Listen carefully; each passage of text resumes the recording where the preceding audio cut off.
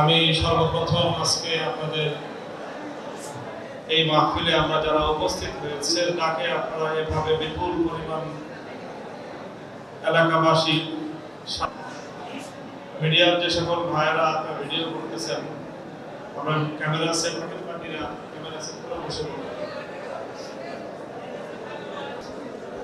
এই মোহাম্মদপুর অঞ্চলের কেন্দ্রীয় একটি জায়গা টাউন হলের বাইতুল ফালা মসজিদে আমরা এখানে ইফতারের জন্য একত্রিত হয়েছি। ঠিক এই সময়টায় সারা দুনিয়ার মুসলিম উম্মার সদস্যরা কিন্তু ঠিক আমাদের মধ্যে নিরাপদে তারা ইফতার করতে পারতেছে। নতুন বাংলাদেশ গড়তে এলো জুলফিকার স্টিল। জুলফিকার স্টিল, ইস্পাত দৃঢ় অঙ্গীকার। গত এই রমজান মুবারকের সময়ে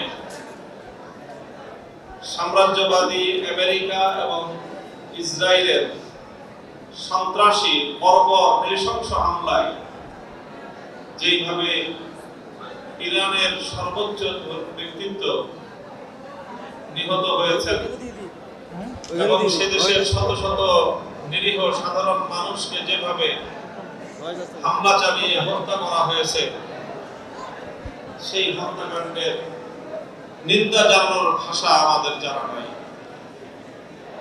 আমরা মনে করি আমেরিকা এবং ইসরায়েল বর্তমানে সারা দুনিয়ার শান্তির জন্য সবচেয়ে বড় অন্তরায় এবং বাধা হয়ে দাঁড়িয়েছে।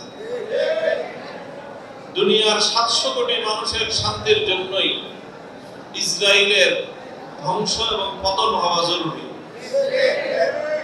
ধর্ম বর্ণ নির্বিশেষে হিন্দু, বৌদ্ধ, খ্রিস্টান, অন্যান্য জাতি এবং মুসলমান সারা দুনিয়ার সকল ধর্মের মানুষ যদি শান্তিতে থাকতে চায় তাহলে আমেরিকার আধিপত্যবাদের পতন হওয়া অনিবার্য।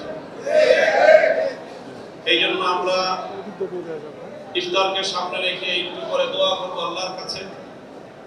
আমরা কামনা করব যেন এই বর্বরোচিত হামলায় যে সকল মুসলমানরা ইরান এবং অন্যান্য দেশে শাহাদাত বরণ করেছেন, আল্লাহ যেন তাদের শাহাদাতকে কবুল করে মুসলিম উম্মাহকে যেন আল্লাহ পাক জেগে ওঠা জাগতির জন্য বাধা এবং অন্তরায় ইসরায়েলি হায়নাদেরকে আমাদের রাষ্ট্র এবং আমাদের সরকার সেইভাবে কঠোর ভাষায় নিন্দা জ্ঞাপন করতে পারে নাই,